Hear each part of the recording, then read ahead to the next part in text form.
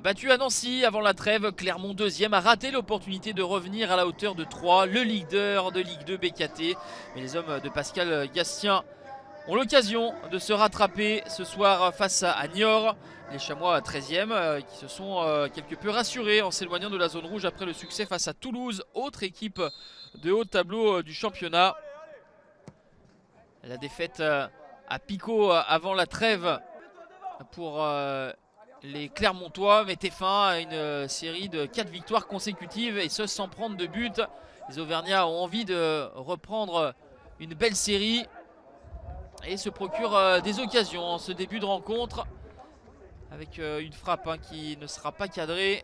Tentative de Jordan Tell, le contrôle est bon, se tourne face au but, mais c'est ensuite trop croisé pour mettre en difficulté Quentin Bratt qui garde les buts des Chamois niortais en l'absence de Mathieu Michel, blessé au ligament croisé du genou, qui avait tenu sa place jusqu'au bout face à Toulouse alors qu'il avait une grave blessure. Héroïque Mathieu Michel avant la trêve, héroïque ici Quentin Bratt avec cet arrêt à bout portant. 0-0, c'est le score à la pause.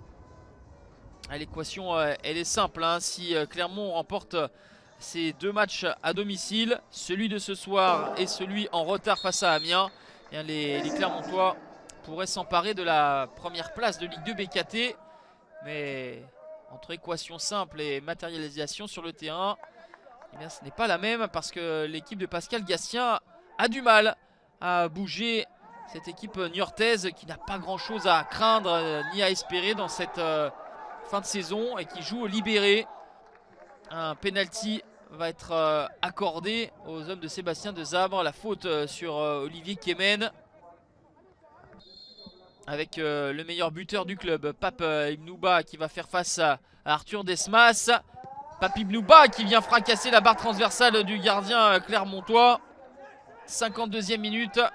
Très belle opportunité d'ouvrir le score, gâché par Pape Ibnouba, le Sénégalais qui ne fera pas augmenter son total de 14 buts cette saison. Il avait été l'unique buteur lors du match aller.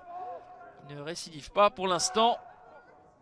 Et toujours Clermont qui est sauvé par ses montants avec cette frappe somptueuse de Valentin Jacob qui vient toucher l'équerre d'Arthur Desmas. La baraka pour l'ancien gardien du RAF. Clermont aura eu la possession de balle dans cette rencontre, 62%, aura tenté 20 fois mais cadré qu'à 4 reprises, dont celle-ci, la frappe de Jim Alevina, magnifiquement sortie par Quentin Bratt. L'arrêt décisif de la doublure de Mathieu Michel qui va permettre à Niort de prendre un point ici à Gabriel Bonpied. A noter que les Niortais ont perdu un match sur tapis vert face à Valenciennes. Décision du CNOSF qui est tombée cette semaine.